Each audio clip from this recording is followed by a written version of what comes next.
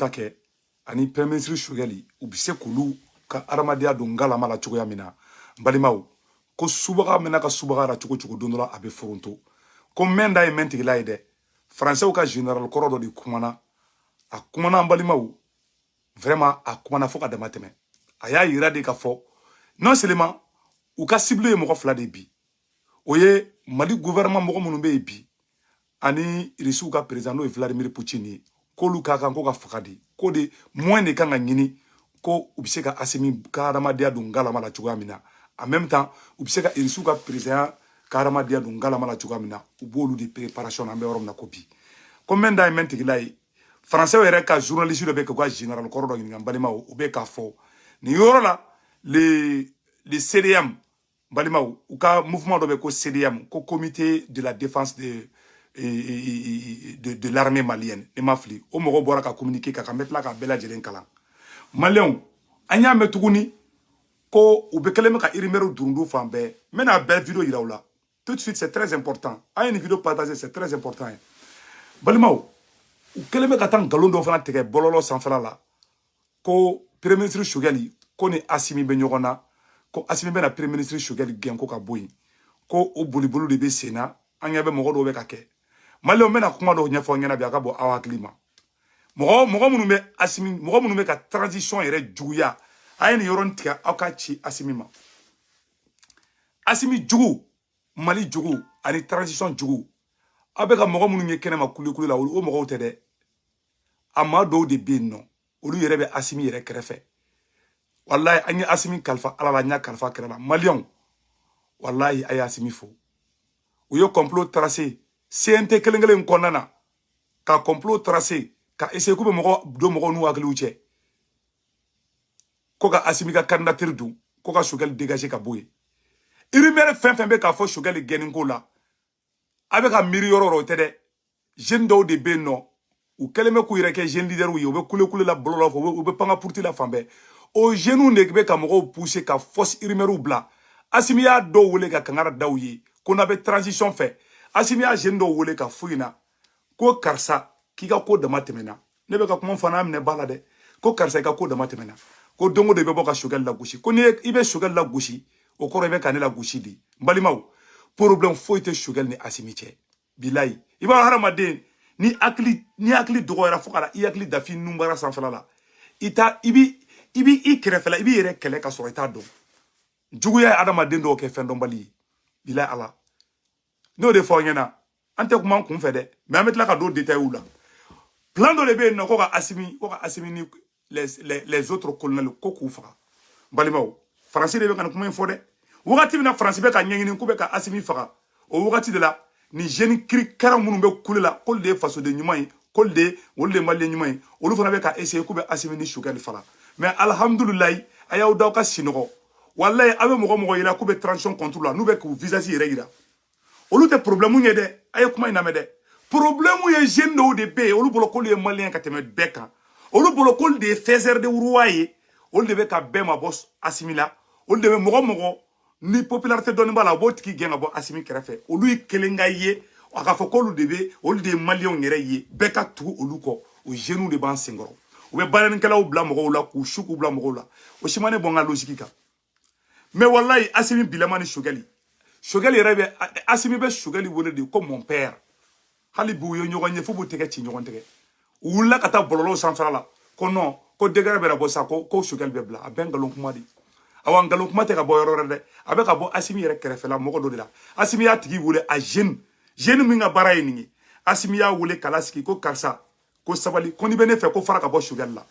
Choguel jugu transition jugu mali jugu abe ka mogo nyini nga wala abe ka mogo bisiki olu tede munu be kule la olu tede munu yere na nyabulo be kule la boulevard ni fengo sanfé o leader do de be ni ko imbe jukoro parce que dron ibaro frafi aramadeni ali mogo mana ko gbe ye choko na be ka jamana sauver ikanga imiri jamana kanuna katigi toyi leadership ko kele de be joyoro ko kele de be maliko kele te nunga kele yi aramaden balo ka ke jamana boy wallahi ibe son ko be ma jana tegela awa bo de bara la bi ube tourisme na bi ube panga pour tout la bi mo werete ol de dunge olu de be ni ko in ko fe ou ni surasi do de be makano de ko fuka Assimi de bla minorité là balimao ko fuka Assimi bla minorité là comme Assimi ma son kati présenter président là ou be vous fara de ngonga kata yala dugu ni ngonche ka fuko malien betura ulu ko be ko Assimi ka ke kandai Assimi ko kale tala de Assimi yu rejeté ka kangar daw yu ku ka ni theater bo dabla ku ka barake Assimi yu la mo la halibi kay ko ndabla ko nte mali joy mais dugu ngona songoro kinindi mena ni yoro kala aw na be je kala ni nyongo fe ni wati ta ay raba ka nyongo kala nukati la aya la je to wu be fe ka Assimi fagali ko kuma be to wu da aw na nga je ko la me nyongo fe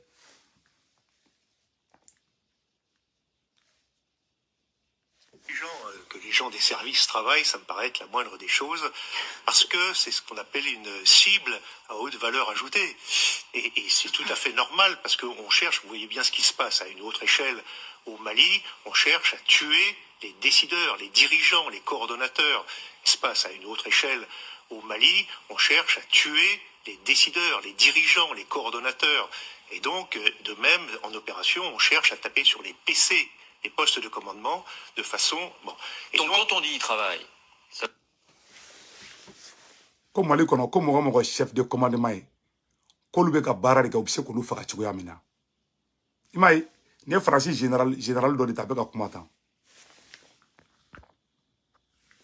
Balma bela jele kuma imede. Est-ce qu'il y a femme, mais na kala tukuna kala me. Quand on cherche à éliminer les pistes de commandement du Mali. Qu'on peut faire que Vladimir Poutine fera. Qu'on peut faire que Assimi fana fera. Qu'on a karako djembe lafia. Comment be fle koy? Wogati na France be ka plan ni kube Assimi fera. Ne mo gombe Assimi fait. Ibe Mali fait. Imanga nga fo kibe na kele fou créer en soro. Ibaro juguya ya ma dendo klo geren ku nun geren ku nyepre. Hashidiya ni juguya ni yeko kele o drone bi. Ne nunu e horondi. Nunu be campagne na jiju koro. Nunu be ka irimere krik karaw do mo ko ngulula. Awo ne Assimi be nyogonye. A jeune leader do rebe. Dongo do abeta couler boulevard sans fait. Non ne Assimi be nyogonye. Assimi ne ba fotan. Sadio ko nyana tan, karsa be nyana tan. Ne ni ministre ye nyogonye, ni ni fona en fait. Alma denga se discrétion na ga villa. Ni te se discrétion na do mo ko chete dayla. Awa Assimi ya wule da Assimi ya ko karsa. Ko ni be Mali fait, ibe ne fait. Ni jeune ndabla quoi. Ou bébé siente kono. Oro so male ngoma, ngo fem bébé briller ou bete sanuye. Tout ce qui brille n'est pas l'or. Mo be bobi ka les jeunes leaders yi ay sarat ki nyade. A ben alana krache. Mo be bobi jeune leader tende. Pianyi naw ni jama fer law de bibi. Mo fo nyana bi. Ne tali saranka kuma ni fo. Awa mu e horo ni yere wolo yi. U bene famia kuma ina ne be ka kuma mfo. Ne se wutu rantiga jo mo la Mali kono ka tiki a fu mun tiki mai ala banane tama. Aya mugo kelen doron to fo kama diliga ke. Mogo turo mogo ne kala be molola. Mais do be we balo ne se wutu ngala utara ne to ko tie sente kono. Ko sugale ka pion ni. Ko sugale be ne saradi. Katla kata do viro manunda. Ko sugale fembe dinema. Horonyala. Depuis ala ka se wutu ngara da. Mohamed dili ka war dinema ko video ke. Mais munu be saraka video. Do chama bo be saraka video de ke. Mais ne te saraka video ke. Ne taye Mali kodi. Ne be video ke Amerique minuit wakati. An ne fla ka video ke nte ngune mbadidu. Umanga video de ke bi. Ne be ka fo nyena. To we ka nyini wakati na ko lubanga mo ko faka. Aw ni ala cheni wakati ayera maka kelen wakati la. Est-ce que ni wakati ayera maka wuli ka me nyon kelen wakati la. Anyagami fen be no, a kele krikra fen be no. Abe munu yere yede, abe munu wole ko jeune leader de. Abe chamanye bi. Billahi ne ala na krache wallahi ute Mali fe ute Mali ko kala yere yugo kala place ko kala jamanyini do fana be bolo jamanyini la Assimi ikolo si yere la de I jugu flate teme nunga maka cheni fina Mali be kuma faka bo chama klima de abu ye ube tourisme ya la ube yela la ute do wera la ko ute do wera la parce que Assimi gato président la olu gato wore fumine ula u gato kata tourner u ga woro ula u ko piaw mine ko bla ko halni Mali be chidi mo mi horonye e yere wolo ye itaye Mali ko kala di anga gouvernement mo chite so nga France critiquer depuis ibeka bi on ne bobo kuma be ngo anga fama be siki ngute tien fo France ngina ala e shogeli di awma shogel de be boka France buruja e ko ka kala France ko kala mais e te fe nya ka da shogeli ka e malien ke ko e ka kala France ko kala di de mais ete fe nyaga da Choguel kan panafricain be Choguel kanu mo munu be kan ni galon jugu tege ka noro Choguel la a origine wallahi ateka bo resi avec ka bo surasu ire krefrad la surasi do fana be WG la Choguel ko la mais Assimi tient bien Choguel ga ko be Assimi de bulu billahi talahi Choguel ga ko abe Assimi de bulu Choguel ni Assimi fla de beta mais surasi do be non olu ta Assimi olu ta Choguel fait de mais ne te fait ka donc kuma do ne te fait ka fo quoi mais surasi nga sabali quoi abenana che ne be ni maliko kalena ne be maliko kalela de pas do ma wulu en 1987 ne ko meninga police ne ko meninga to che do gushi kita 1987 oni biche o sampi se bandurudi o ka sura do ma wulu ne nationaliste di ne be nga kalela bila côté de on de folo na réseaux sociaux ka j'ai été le premier malien mo ngoko aba la France che si madame nenenya awane manda falinde ne klikeli manda falingo flake ne ga debi ne ko do ma ba la France fo bi ne klikeli ma fongo vive la France ne klikeli ma fongo France kan ne ga kale France ko kale ne donna nodi u chama na ne sora law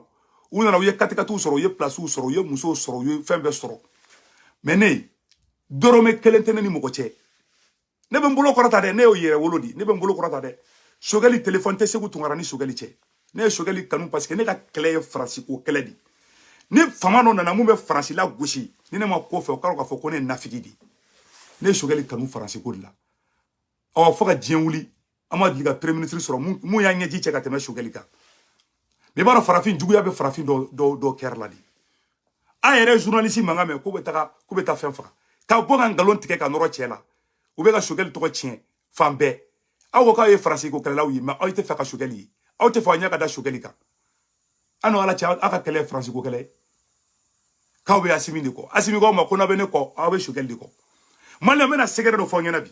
depuis ni transition nga damene Choguel mana M5 mo la ski chafa ba fo M5 mo nyana ay to Assimi ko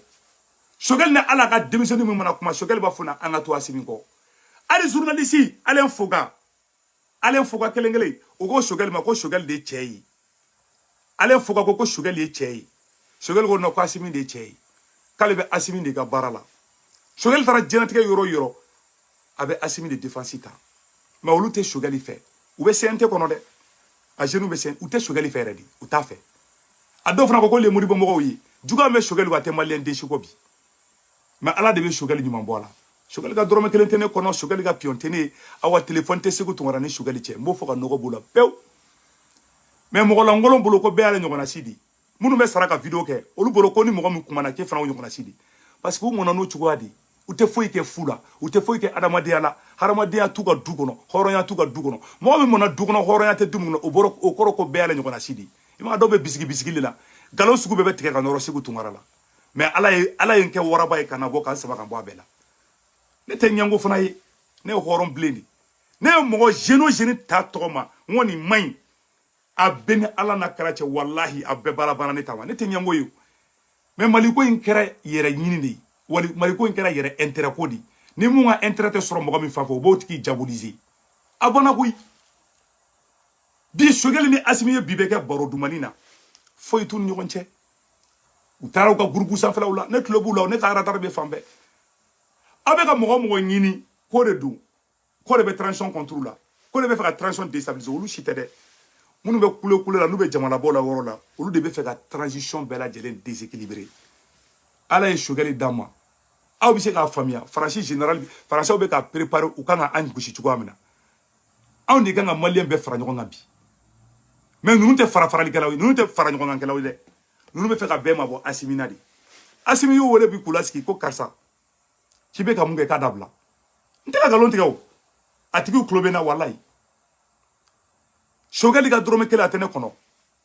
awane na tate Choguel ga munu mona du kono du mina ni tiente foy munu mammo kanya dena ngolon te se ka kene fe mo de fo nyana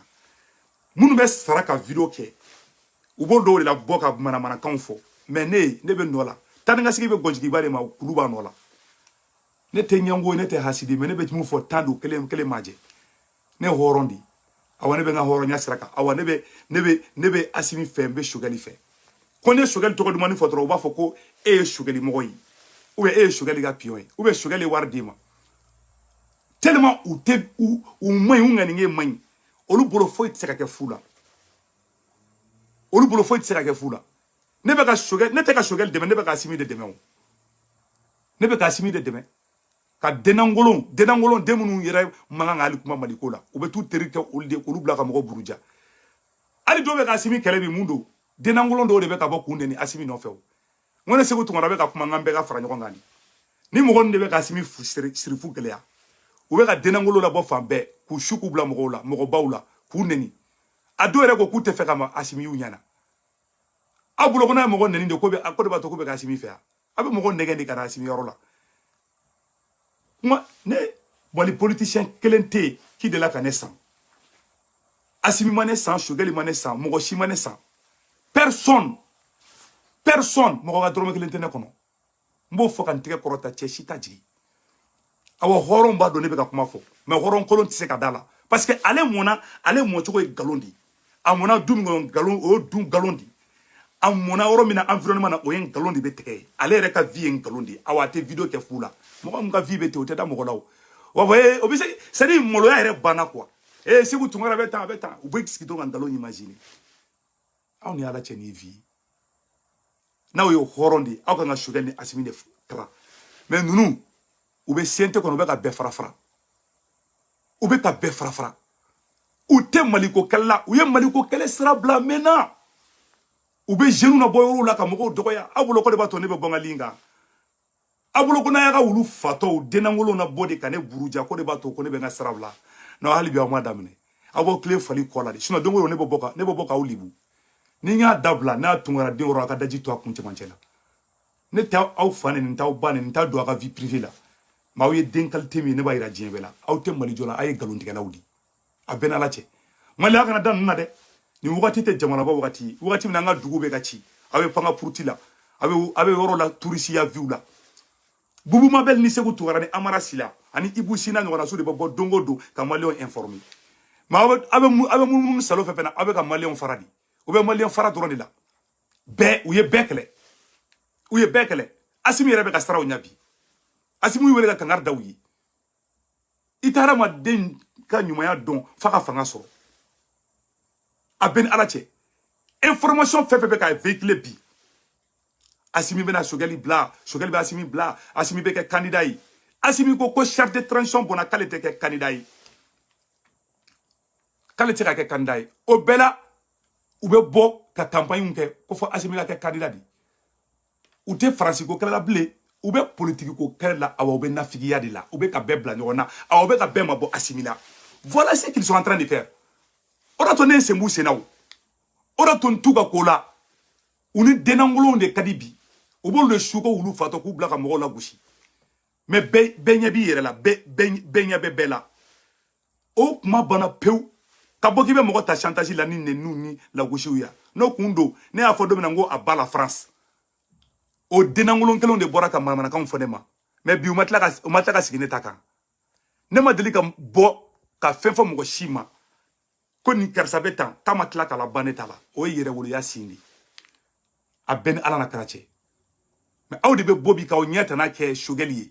Choguel jugu finge nunu de ye munu be kule la we jamana bola village la Choguel jugu folo nunu de ye transition jugu folo nunu de ye u te ka mogo kala u be ka mogo faradi u ye do ke pro Assimi ka do ke pro Choguel ye mogo wɛrɛ ma créer ul da créer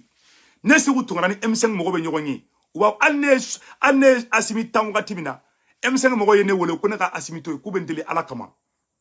a ben ala che M5 mogo de ne segu tungara wele ko segu tungara kan Assimi deme mais il va M5 yoro mogo woro il be ta nunu de ka woro la il be ta kuma mu soro non Choguel mayi anga Choguel dégager farali kan juguya kan koro foli ni mogo la goshi ni mogo buruja billahi ubo dorondla n'était démissionné yo. Moi, mon doctorat est basé sur la géopolitique. Ne enseignement que mal ya ninga na États-Unis. O mala ne be berner. Ne te berner. Ne be balo nyere halala dia. Ne te balo video ke la mo ga drome kele atene kono. U ga ne be si galonti ka la dron. Anga nyabu la dron bebi i yere ira. Awa cheche ni dina de kan ni ma molo mariskina. Ne tungara de oro ki daji to akunche manjela. Parce ne be yere wulu kele la. ne tɛ yɛrɛ kɛlɛ la dɛ dɔw ta tɛ yɛrɛ wolo kɛlɛ dɛ dɔw ta yɛrɛ kɛlɛ de awa ne bɛ yɛrɛ wolo kɛlɛ la awa ne y'a daminɛ a bɛɛ ɲa ko ɲina kun fɔlɔ de ɲina ye a bɛɛ ni ala na kɛra cɛ ɲina kun fɔlɔ de ɲina ne Segu Tunkara man da changer ali don kelen man da changer aw de kan ka maliyɛnw fara ɲɔgɔn kan bi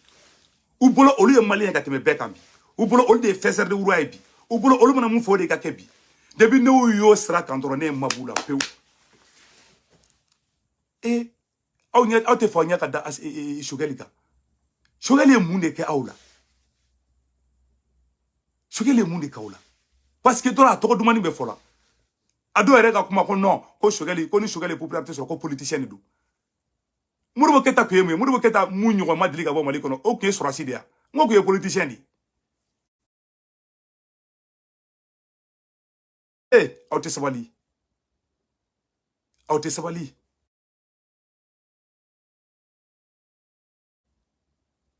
ala ka hɛrɛ kɛ Mali ye maliyɛnw janfanw bɛ Mali contre la bi n'an b'a dɔn bi fo ka diɲɛ wuli Faransi tɛ Asimi to yen Faransi t'u to yen fo ka diɲɛ fara lahara kan Faransi t'u to yen dɛ n b'o fɔ a ɲɛna bi dɛ Faransi t'u to bi Faransi t'u to sini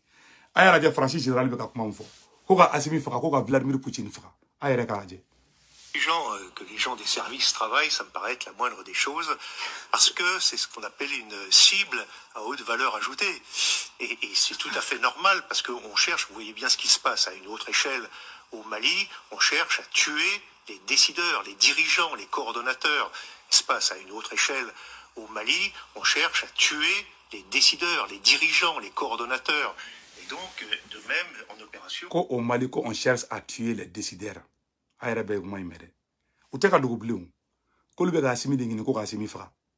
les autres décideurs.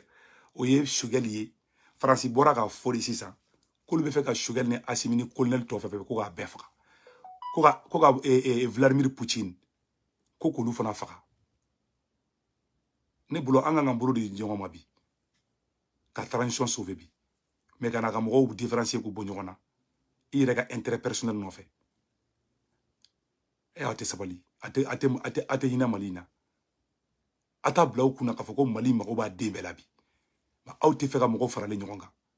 mɔgɔ ka fara a ka fɔ dɔrɔn k'aw kɛlen de bɛ président kɛrɛfɛ a ka tulu ji min hali ni Mali bɛ pɛrɛn fila ka pɛrɛn fila ye a ka fɔ k'aw de bɛ ka maliyɛn bɛɛ bɛ aw de kɔ bi a ka kɛlɛ tɛ dɔwɛrɛ dɔrɔn de don k'a yira Asimi na dɔrɔn Asimi maliyɛn bɛɛ bɛ anw de kɔ awa i b'a to an ta la o dɔrɔn de don o de plan bɛ sen na o yɔrɔ to ne ma sɔn ka fara u kan ne ma b'u la ne t'o jeune na ne ka kɛlɛ ye Faransi ko kɛlɛ de mais n'a yɛlɛmana ka kɛ n yɛrɛ nakɔkɔrɔko kɛlɛ dɔrɔn ne ye n sen bɔ a la ala sago aw sago nkalon fɛn fɛn bɛ ka nɔrɔ Choguel la réseaux sociaux kan cɛ tɛ muso cɛ ninnu de don a bɛ ka mɔgɔ minnu wele ko transition jugu n'u bɛ extérieur la olu si tɛ dɛ nin jeune minnu bɛ panga puruti la Asimi kɛrɛfɛ k'olu ye pro Asimi ye olu de ka baara nin ye ala sago aw sago n bɛ vidéo bila yɔrɔ la ala ka hɛrɛ kɛ maliyɛn den bɛɛ lajɛlen ye awɔ an bɛ yɔrɔ na bi problème foyi tɛ Asimi ni Choguel cɛ k'o fɔ ka nɔgɔ b'o la pewu walayi a y'aw da aw ka siri ko ŋɔmiyɛrɛla mɔden problème foyi tɛ yen ninnu de bɛ ka mɔgɔw bila filifiliw la awɔ u ka ɲɛmɔgɔba dɔw bɛ yen nɔ Asimi wele ka kangari da u ye bi dɛ ko karisa ko vraiment ko nin dabila ko nin tɛ Mali jɔ ye ko tu as changé Asimi bɛ ka kuma fɛ fo ka kuma fa b'a kuma jigin tan a mɔla ko jugu c'est comme ça ni sɛni ma paraw mɛn a bɛ paraw mɛn an b'o yɔrɔ de la sisan dɛ a dɔw laban a n'an ma kɔlɔsi a dɔw laban cogo bɛ juguya ni Kawo Jim ta ye n b'o fɔ aw ɲɛna bi dɛ u bɛ ji jukɔrɔ baara de la c'est des révolutions sous-marins ji jukɔrɔ baara de u b'o de la mais Asimi wele ka kangari da u ye u ye bɛɛ la mobiliser u tun bɛ fɛ k'u profiter fɛn caman action caman fɛ k'u bɛ Choguel la gosi Choguel den tɔgɔ yera taara ye yan fɛ ba u tun bɛ fɛ k'u profiter fɛn bɛɛ fɛ a dɔw yɛrɛ taara kuma ko ministre dɔw y'olu wele an bɛ nin d'i ma an b'a kɛ tan an b'a kɛ tan c'est-à-dire toutes les pièces étaient montées pour que k'a yira dɔrɔn ko Choguel est corrompu Choguel est mauvais mais a bɛɛ ye chèque ta Choguel reste ni ala sɔnna a ma machine dɔ ne ma an bɛ yɔrɔ na bi ça va ala ka na ni bɛɛ ye Choguel ni Asimi cɛ maliyɛn o de kun don a k'an bɛn